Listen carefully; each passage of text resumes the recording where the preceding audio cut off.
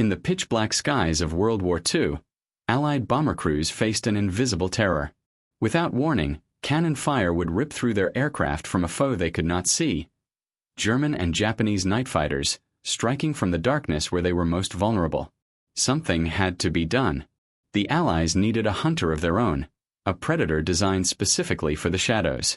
But the plane they built wasn't a famous Mustang or a legendary flying fortress. It was a secret weapon, a massive black-painted ghost known as the P-61 Black Widow. And its story remains one of the war's most compelling, yet least-known chapters. The staggering losses suffered by daytime bombing campaigns forced a major tactical shift. Flying in broad daylight, initially without long-range fighter escort, made formations of bombers devastatingly vulnerable to enemy interceptors and concentrated anti-aircraft fire. To survive, air forces turned to the cloak of darkness. By operating at night, bombers could significantly reduce their exposure to enemy fighters and improve their odds of reaching the target and returning home. This was not a choice made for advantage, but one of grim necessity. However, this solution created a terrifying new problem.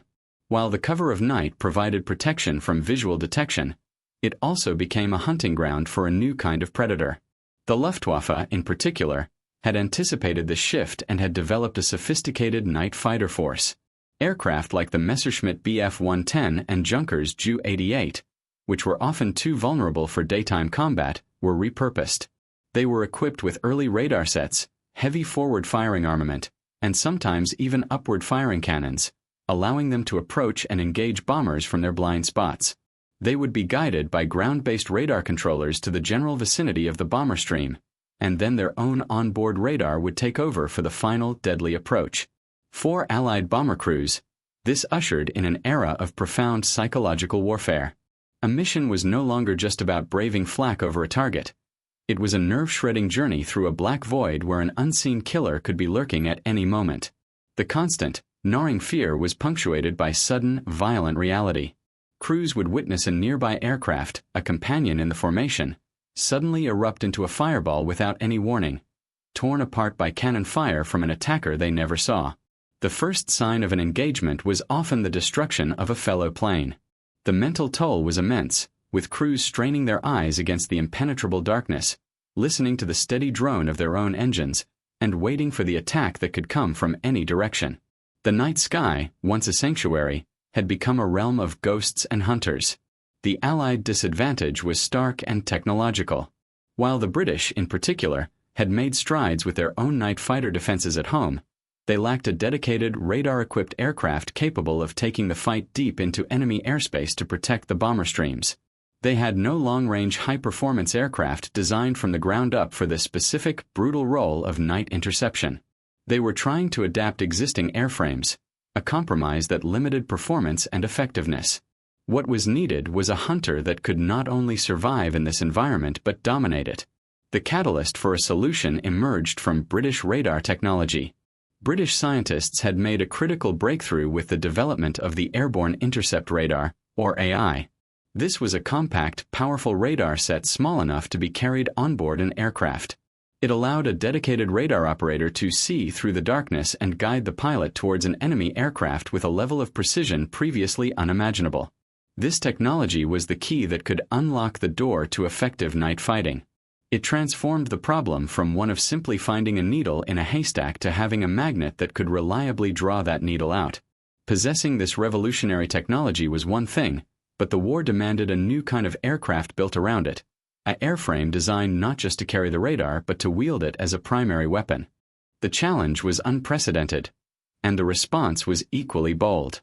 In the tense months of 1940, even before the United States was formally a combatant, a secret collaboration between British and American aviation experts was underway. They were presented with a singular top-secret mission: to conceive and construct the world's first dedicated night fighter, an aircraft designed from a blank sheet of paper for this sole, shadowy purpose. Leading this ambitious American effort was Jack Northrop, a visionary designer whose belief in innovative airframes like the flying wing was well known.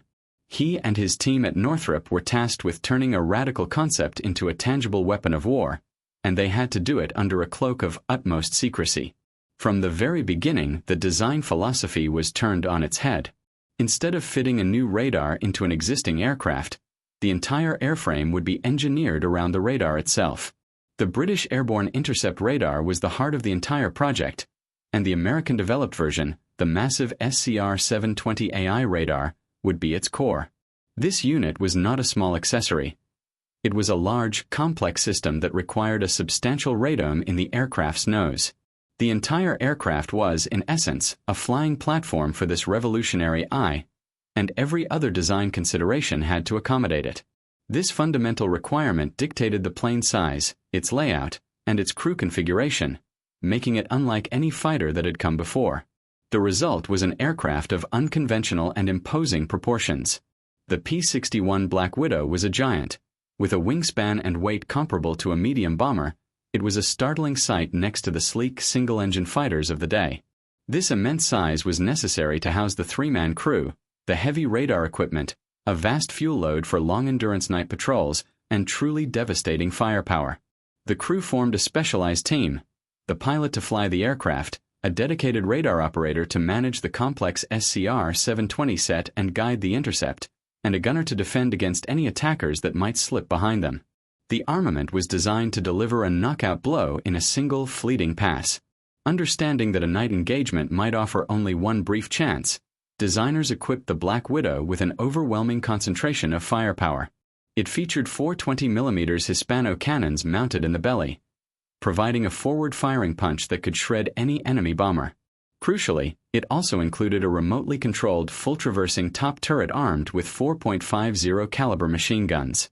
This allowed the gunner to engage targets from any angle without the aerodynamic drag of a traditional turret, making the P-61 a dangerous opponent from above as well as head-on. The airframe itself was defined by its distinctive twin-boom design, which provided exceptional stability for the long, patient hunts in turbulent night skies. This configuration also offered an ideal platform for housing the two massively powerful Pratt & Whitney R-2800 double Wasp radial engines, the same engines that powered the P-47 Thunderbolt, giving the heavy Black Widow the surprising performance it needed to chase down its prey. The deployment of the Black Widow was shrouded in the same secrecy that surrounded its development. The aircraft were often shipped in crates to their overseas bases, their true nature concealed until they could be assembled in secure hangars. When they finally emerged, they were painted in a sinister, non-reflective black, a perfect camouflage for their nocturnal work. This secrecy was a strategic necessity.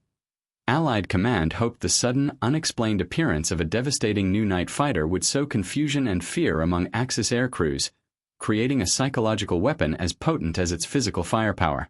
Mastering this complex machine required a new form of aerial teamwork. The three-man crew operated as a single nervous system. The radar operator, seated behind the pilot, was the eyes of the aircraft. Staring into the green glow of the SCR-720 scope, he would interpret the blips and returns, providing a constant stream of verbal commands to the pilot. Climb, left, steady, target at 12 o'clock, 1 mile. The pilot, effectively blind to the world outside his cockpit at night, had to place absolute trust in his RO's instructions, flying on instruments and verbal cues alone. It was a delicate, high-stakes ballet performed in total darkness, with the gunner providing a final layer of defense and offensive capability. This intimate collaboration was the key to unlocking the Black Widow's lethal potential. The P-61's combat debut in the European theater was a mix of triumph and harsh reality. On the night of July 15, 1944, a Black Widow of the 422nd Night Fighter Squadron scored the type's first confirmed kill, a V-1 flying bomb, demonstrating its capabilities against a pilotless target. Soon after, it began engaging German aircraft. However, in the skies over Europe, the Black Widow faced a challenge its designers could never have fully anticipated: the jet age. While it could effectively hunt piston-engine bombers and fighters, encounters with the revolutionary Messerschmitt Me-262 jet were a different matter. The Me-262's staggering speed advantage meant that the P-61, for all its power, often could not catch it or maneuver for a second pass if the first one failed. The Black Widow was a formidable predator, but it had arrived just as the rules of the game were being rewritten. The Pacific Theater, however, proved to be the environment where the Black Widow truly became a legend. Here, it faced Japanese aircraft that, while often agile, lacked the heavy firepower and advanced radar of their German counterparts. The P-61's primary targets were the nuisance raiders known as bed-check Charlies, single aircraft that would harass Allied bases at night, disrupting sleep and morale. Against these, the Black Widow was an overwhelming hunter. Its radar could easily locate the lone intruders, and its devastating firepower made short work of them. But it also proved capable of taking on much more significant game.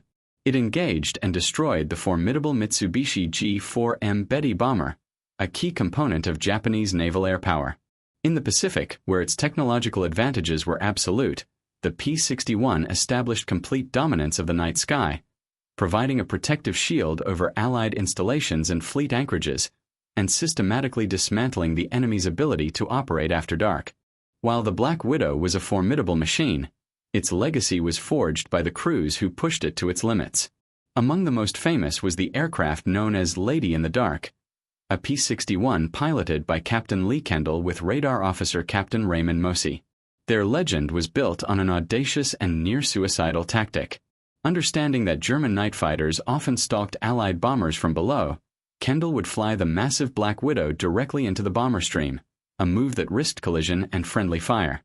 Using this method, Mosey would use his radar to identify enemy aircraft lurking within the formation.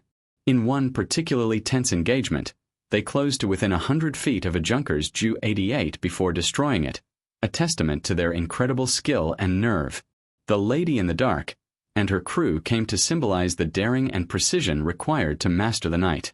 The Black Widow's role was not confined solely to aerial interception. Its size and stability made it adaptable for other critical duties. It was used in ground attack missions, strafing enemy airfields and supply lines. Perhaps its most unique secondary role was that of a reconnaissance aircraft. In a secret modification, one P-61 was stripped of its armament and painted white to reflect the thermal flash. It was this aircraft, stationed on Iwo Jima, that was tasked with the historic mission of photographing the atomic blast over Hiroshima on August 6, 1945, providing the world with some of the first visual records of the dawn of the nuclear age. The ingenuity of its crews sometimes led to highly unconventional kills. One of the most dramatic occurred in the Pacific, involving a P-61 piloted by Captain William Scott and Lieutenant Robert Thacker. They were vectored to intercept a Japanese aircraft, later rumored to be the personal transport of a high-ranking officer and nicknamed Tokyo Rose by Allied intelligence. The enemy pilot, in a desperate evasive maneuver, cut his engines and attempted to glide silently to a landing on a nearby island. Scott's radar operator, Lieutenant Francis Eaton, lost the target on his scope, but Scott visually acquired the silhouette against the moonlit ocean. Instead of using his cannons, he ordered his gunner, Sergeant Jan Bussell, to open fire with the top turret. In a stunning display of deflection shooting, Bussell raked the enemy aircraft with his 4.50 caliber machine guns as the P-61 flew overhead, sending it crashing into the jungle in the only known kill of its kind. In terms of raw numbers, the Black Widow was credited with destroying over 120 enemy aircraft during the war. However, this statistic alone fails to capture its true impact. Its greatest contribution was psychological and strategic. The mere knowledge that Black Widows were operating in an area created a protective umbrella that allowed Allied bomber crews to fly their missions with greater confidence and saved countless lives. For the enemy, the night was no longer a safe haven. The constant threat of a sudden, unseen attack from the blackness degraded their morale and disrupted their own night operations. The P-61 did not just shoot down planes. It established Allied dominance over the nocturnal battlefield, a victory that was felt more often than it was seen. The end of the Second World War coincided with a technological revolution that rendered entire classes of aircraft obsolete overnight. The dawn of the jet age meant that propeller-driven planes, no matter how advanced, were suddenly from a previous era. For a specialized aircraft like the P-61, this transition was particularly abrupt. New jet-powered night fighters like the Lockheed P-80 Shooting Star, adapted for the role, and later dedicated designs like the Northrop F-89 Scorpion, offered the high-speed performance and operational ceiling needed to intercept a new generation of jet bombers. The Black Widow, a masterpiece of piston engine engineering, found itself outpaced by the very future it had helped to usher in. Its design philosophy, while brilliant for its time, had no place in a world of swept-wing jets and air-to-air missiles. This technological obsolescence was compounded by an exceptionally short service life. While legendary aircraft like the P-51 Mustang and the B-17 Flying Fortress had long storied careers that spanned the entirety of the war and were exported to air forces around the globe, the Black Widow's operational window was remarkably brief. It entered service in the war's final years and was retired from frontline U.S. service just a few years after the armistice, with the last units phased out by 1950. It never had the chance to build a long-standing legacy in the peacetime Air Force. There was no Black Widow in Korea. Its war was over, and its time had passed with stunning speed. Without a prolonged service history to cement its place in aviation lore, it quickly faded from memory as the military rapidly moved on to newer, faster jets. Furthermore, the very nature of the P-61 service worked against its fame. It was, from its inception, a secret weapon. Its missions were conducted in darkness, away from the public eye and the lenses of newsreel cameras. There were no dramatic formation flyovers or dogfights witnessed by infantrymen on the ground. Its victories were quiet, clinical affairs recorded on radar scopes and in classified after-action reports, not in the vivid public narratives of daring daylight raids.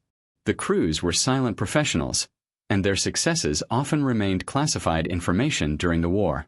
Consequently, the Black Widow never captured the public's imagination in the way its more famous counterparts did. The P-51 was the gallant knight of the skies. The B-17 the flying fortress that braved the flak-filled skies over Berlin. The P-61, by contrast, was the unseen guardian, a specter whose success was measured in attacks that didn't happen and in bomber crews who returned home safely because its menacing presence had kept the hunters at bay. It was a victim of its own effectiveness and secrecy, a decisive weapon that won its war in the shadows and, in doing so, was largely left out of the light of history.